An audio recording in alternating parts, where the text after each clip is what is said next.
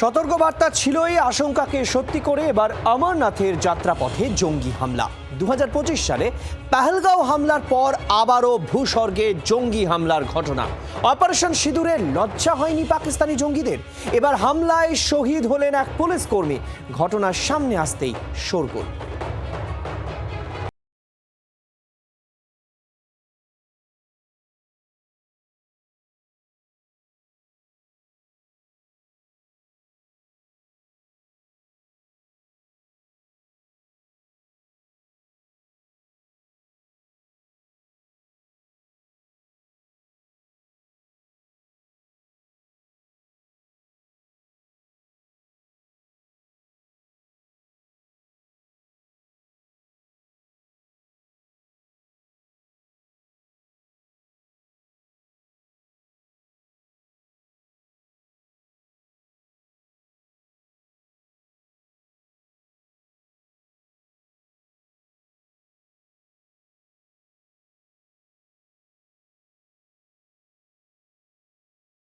তর্কিত গুলিবর্ষণে এক পুলিশ কর্মী প্রাণ হারান। ঘটনাকে কেন্দ্র করে গোটা উপত্যকা জুড়ে তীব্র আতঙ্ক।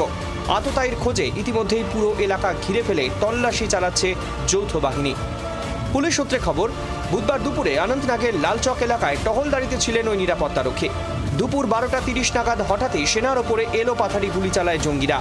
আচমকা হামলায় গুরুতর জখম হন আশিক হুসেন কুরেশি নামে হেড কনস্টেবল। দ্রুত উদ্ধার করে আশঙ্কাজনক অবস্থায় অনন্তনাগ মেডিকেল কলেজে নিয়ে যাওয়া হয়। চিকিৎসকদের সমস্ত চেষ্টা ব্যর্থ করে সেখানেই তার মৃত্যু হয়। ঘটনার খবর পাওয়া মাত্রই ভারী অস্ত্রশস্ত্রে সজ্জিত বিপুল সংখ্যক নিরাপত্তা বাহিনী ঘটনাস্থলে পৌঁছয়। হামলাকারীদের দ্রুত খুঁজে বের করতে সম্পূর্ণ এলাকা সিল করে দেওয়া হয়েছে। চলছে চিরুনি তল্লাশি। অমরনাথ যাত্রার অত্যন্ত গুরুত্বপূর্ণ একটি পথ হল অনন্তনাগ। প্রতি বছর হাজার হাজার পুণ্যার্থী এই পথেই অমরনাথ গুহার উদ্দেশ্যে রওনা হন। সাধারণ তীর্থযাত্রীদের নিরাপত্তার কথা মাথায় রেখে এই সময় পুরো এলাকা কঠোর নিরাপত্তার চাদরে মুড়ে ফেলা হয়।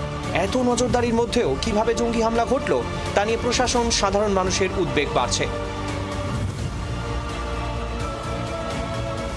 স্বস্তির বিষয়, দুর্যোগপূর্ণ আবহাওয়া থাকায় প্রশাসনের নির্দেশে বর্তমানে অমরনাথ যাত্রা সাময়িকভাবে বন্ধ রাখা হয়েছিল। না হলে আরও বড় হিংসার ঘটনা ঘটতে পারত বলে মনে করছেন অনেকে।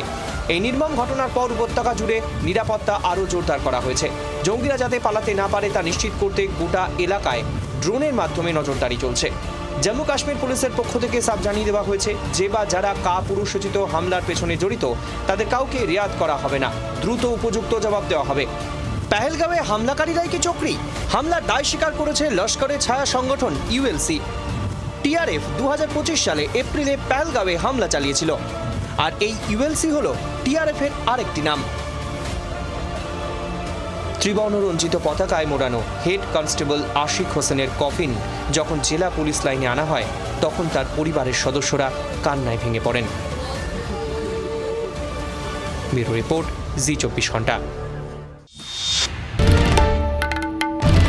বাংলার আওয়াজ, বাঙালির আবেগ, জি24 ঘন্টা।